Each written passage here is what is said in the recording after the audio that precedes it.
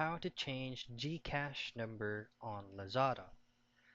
So since we are trying to change our Gcash account that we already binded or linked with our Lazada app, the first thing that we will be doing is to delete the current Gcash account that we have from Lazada. So for you to be able to do that, access your Gcash and make sure that you already logged into your account. Now once you're here, just tap on account at the lower right portion of your screen and just scroll down a bit till you find my Lazada wallet.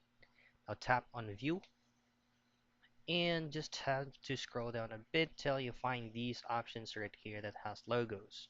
So just choose directly on payment options and all the payment methods or options that you've connected from your Lazada will be here.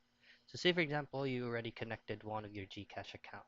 So all you have to do is just to simply remove that option as your payment method, and once you have completely removed it, make sure that you logged in from your Gcash account to a new number which we will be connecting to our Lazada.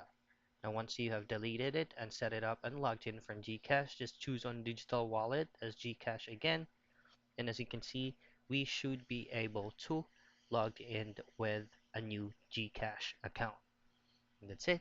That's how you change Gcash number on Lazada.